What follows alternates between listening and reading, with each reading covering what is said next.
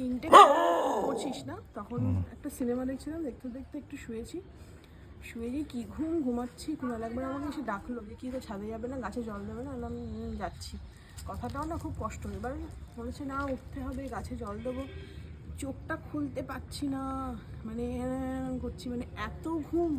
এই ঘুমটা যদি আমার রাত্রিরে আসে আমি মানে ভগবান দর্শন করেছি। আর আকাশটা দেখেছো পুরো কালো হয়ে আছে, সবাই বলছে বৃষ্টি হচ্ছে, আমাদের এখানে কিন্তু বৃষ্টিই হচ্ছে না। যাই হোক, এখন বিকেলবেলা দাও, খিদে খাই। পেয়েছে।